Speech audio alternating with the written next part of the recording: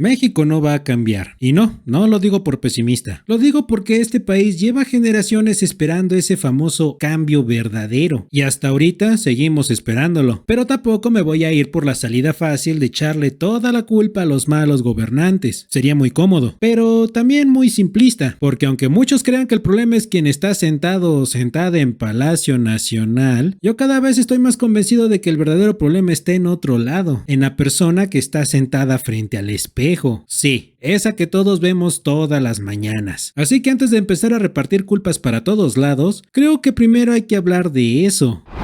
Vamos a hacer un pequeño recorrido por la historia. Empecemos con Ernesto Zedillo. En su campaña presidencial de 1994, parecía que ahora sí se iba a resolver el desempleo, la injusticia, los bajos salarios y la pobreza. Pero no me crean a mí. Mejor escuchen ustedes mismos.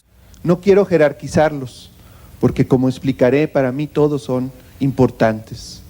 El problema de la injusticia, el problema del desempleo, el problema de la insuficiencia de los ingresos de la clase trabajadora, el problema de la pobreza.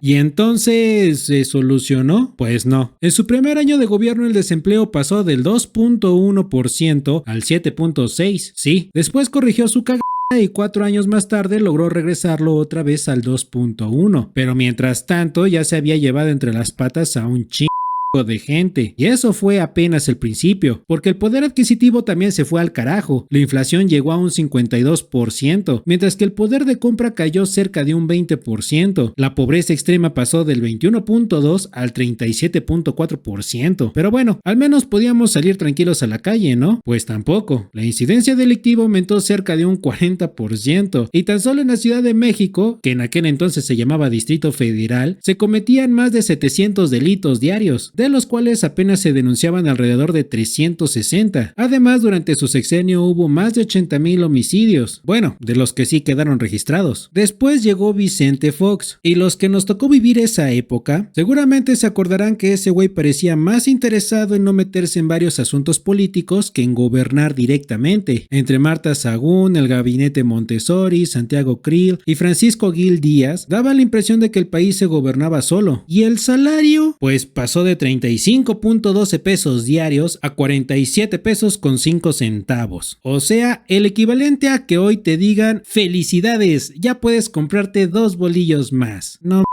Respecto al desempleo, prácticamente siguió estancado. Hubo años con 2.5%, otros con repuntes del 3.5%, pero la gran solución nunca llegó. Y sobre la justicia, bueno, aquí ocurrió algo todavía más triste, porque ellos presumen que disminuyó la delincuencia, pero la realidad es que la gente dejó de denunciar con mayor frecuencia. Las cifras negras llegaron aproximadamente al 92%. Traducido al español, de cada 10 delitos, solo uno se denunciaba. La gente ya no confiaba ni en las autoridades ni en la policía. Y así le puedo seguir con Felipe Calderón, Enrique Peña Nieto, Andrés Manuel López Obrador, Claudia Sheinbaum y con el que esté gobernando cuando ustedes vean este video. Da igual si son de derecha, de izquierda, de centro, de arriba para abajo o inclinados. Si revisan los spots de campaña de todos los sexenios de expresidentes, todos dicen exactamente lo mismo. Que ellos sí son los buenos, que ahora sí viene el cambio, que ahora sí habrá más empleo, que ahora sí subirán los salarios,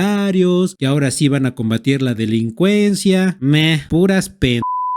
Porque cada 6 años nos venden el mismo reinicio. Cambian los colores, cambian los partidos, cambian las caras, cambian los eslogans, pero los únicos que nunca nos reiniciamos somos nosotros. Seguimos con las mismas deudas para comprar comida, con el mismo sueldo, con las mismas preocupaciones y esperando que ahora sí viene el cambio. Ahora sí vamos con todos, amigo. Ahí viene lo bueno. Así que dejen de defender a un político como si les fuera a pagar la renta, ya que no tiene ni de quiénes son. Es más, si mañana los atropella un camión, a ese político le va a importar exactamente lo mismo que a ustedes les importa quién ganó Miss Uzbekistán en 1997. Absolutamente nada.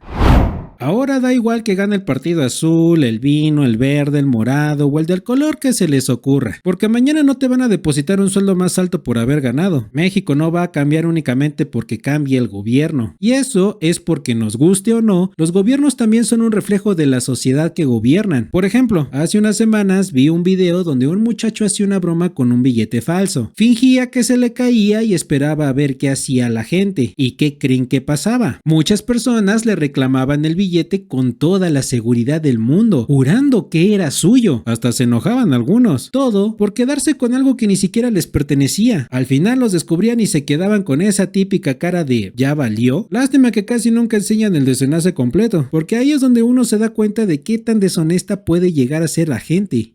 Sí, a ver, ábralo. Porque no sé. Yo creí que me tenía que decir.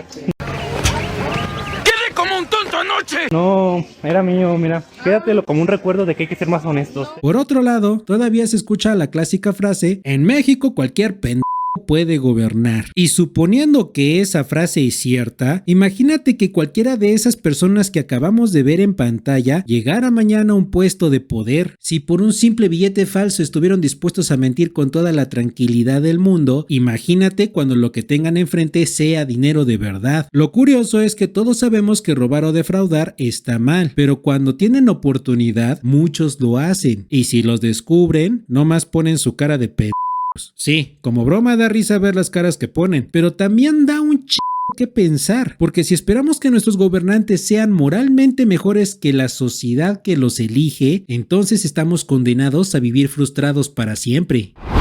Ojo, con todo esto no estoy diciendo que no votes o que la política no sirva. Lo que quiero transmitirte es algo mucho más simple. No pongas tu futuro en manos de alguien que ni siquiera sabe cómo te llamas. Ve y vota, pero también invierte en ti. Manifiesta si quieres, pero también capacítate. Exige al gobierno, pero también ahorra. Incluso puedes criticar todo lo que quieras, pero primero infórmate. Y esto te lo digo porque ya van varios años, sobre todo en TikTok, que la desinformación está cabrón. A veces hasta parece que hay campañas enteras dedicadas a sacar videos fuera de contexto. Y lo peor es que no sé si quienes hacen eso de verdad creen que la gente nunca va a investigar o simplemente piensa que todos somos pendejos. Porque hoy en día verificar una noticia es muchísimo más fácil que hace 20 años. Déjame ponerte un ejemplo. Hace un tiempo ocurrió el caso donde murieron 2 agentes de la CIA en México durante un operativo realizado en Chihuahua. A partir de ahí comenzaron los señalamientos contra la gobernadora Maru Campos, del PAN. Ariadna Montiel, militante de Morena, la acusó públicamente de actuar con cinismo y de traicionar la soberanía nacional, no por el operativo en sí, sino por la forma en que se permitió la participación de agentes extranjeros. Se ocultó información, hubo contradicciones en los discursos oficiales y no existió una rendición de cuentas claras. Hasta ahí ya había un conflicto político y generó una rencilla entre Maru Campos y Ariadna Montiel. Tiempo después empezaron a circular videos donde supuestamente se veía gente de Chihuahua corriendo a Morena del estado, asegurando que había una enorme manifestación en el aeropuerto y que el rechazo era generalizado. Pero cuando te tomabas el tiempo de revisar distintas fuentes y ver el contexto completo, la historia cambiaba. Otros medios reportaban que quienes realmente estaban siendo abucheados era Ariadna Montiel y Andy López, quienes habían acudido a Chihuahua para encabezar una movilización contra Maru Campos. Y acá entre nos, lo que mostraban los videos tampoco se parecía a una manifestación ciudadana masiva,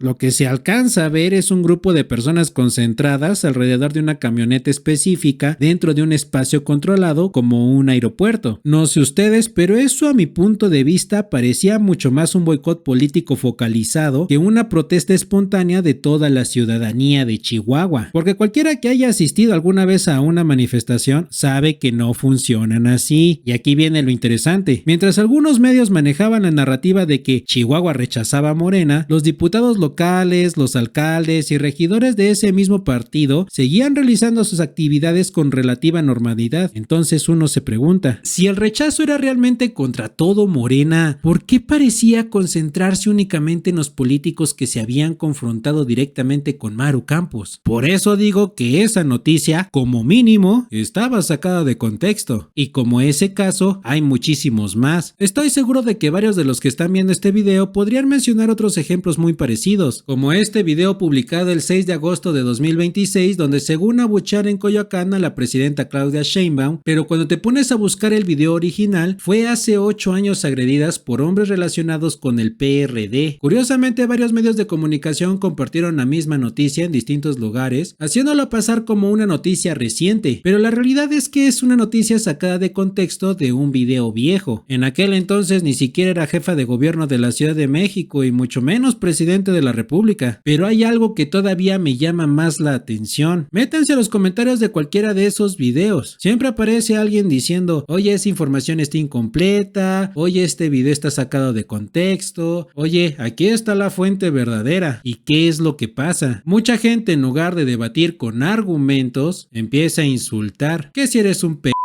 que si tu mamá es que ojalá te mueras, que seguramente te paga tal partido, y se desvían totalmente del tema, todo por defender a un político o un partido político que ni siquiera sabe que existen, y al que, siendo honestos, como se los decía anteriormente, les da exactamente igual si mañana los atropella un camión. Así que mi recomendación es muy sencilla: fórmate, busca los discursos completos, lee los informes, escucha los debates, compara distintas fuentes, no necesitas convertirte en politólogo ni aventarte libros de 500 páginas. Con dedicar unos cuantos minutos a verificar la información ya estás haciendo mucho más que la mayoría, y después de eso, ten tu propio criterio.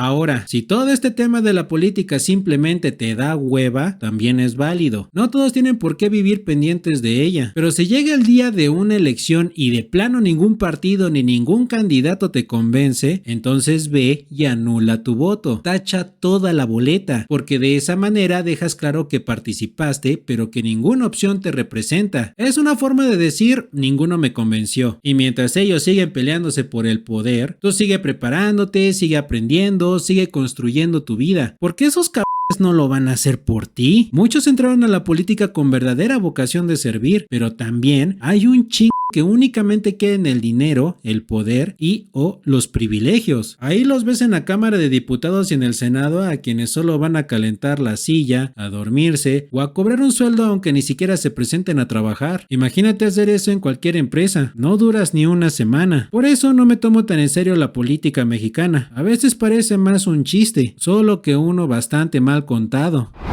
Miren, muchachos, el tiempo no espera. Cada sexenio dura 2191 días aproximadamente. La pregunta es, ¿cuántos de esos días vas a seguir esperando a que alguien más llegue a salvarte? Porque hay algo que tú no puedes controlar, y eso es quién gana una elección. Y muchas veces hasta da la impresión de que ya sabes quién va a ganar desde años antes. No porque sea un partidazo, sino porque los demás partidos tampoco están haciendo gran cosa para convencer a la gente. Supongo que la mayoría de los que está viendo este video estará de acuerdo que Morena ganará las próximas elecciones presidenciales, ¿no? Y no porque sea simpatizante de ellos, sino porque no existe oposición política en México. Los dirigentes de la oposición cada vez hunden más a sus partidos, y en lugar de ayudar a la gente, muchos parecen estar sentados calentando la puta silla. Hasta parece que esperan que el gobierno en turno se desgaste para que les entregue el poder en automático, como si ganar una elección fuera cuestión de esperar y no de trabajar. Pero mientras ellos juegan ese juego, tu vida sigue, tus cuentas siguen llegando, tu renta sigue venciendo, tus problemas siguen ahí. Así que mejor enfócate en lo único que realmente puedes controlar. Aprende habilidades nuevas, capacítate, ahorra, invierte en ti, piensa en las decisiones que vas a tomar mañana, porque te guste o no, México no va a cambiar de la noche a la mañana, porque muchos de los problemas sociales, económicos y políticos que tenemos llevan décadas aquí, y probablemente muchos seguirán existiendo, no porque el país esté condenado, sino porque demasiadas personas llegan al poder buscando dinero, influencia o privilegios antes que servir a la gente. Y sí, también ha habido personas que realmente quisieron cambiar las cosas, pero varias terminaron pagando con su vida por enfrentarse a intereses que llevaban años funcionando de la misma manera. Por eso yo creo que el día que el gobierno realmente quiera cambiar a México, independientemente del partido político, nos vamos a dar cuenta, no porque lo digo en espectacular, popular, no porque salga un comercial de campaña, sino porque lo vamos a empezar a notar en los resultados. ¿Resultados como cuáles? Cuando combatir la delincuencia deje de ser un discurso y se convierte en una realidad, cuando el nepotismo deje de ser costumbre, cuando la corrupción deje de ser parte del sistema. El día que eso pase, no va a hacer falta que nadie nos convenza. Los hechos van a hablar solos, y mientras ese día llega, no pongas tu vida en pausa, no esperes otros 6 años, ni esperes otro presidente, ni otro partido. Empieza a cambiar tú desde hoy. Y si de verdad no te interesa la política, si ningún partido te representa y decides participar únicamente para expresar ese rechazo, entonces anula tu voto. Hazlo de forma consciente como una decisión tuya, no porque alguien te lo ordenó, sino porque esa es la forma en la que decidiste manifestarte. Yo soy Corso, y si mañana aparezco pidiendo disculpas, parpadeen 2 veces por mí. Adiós.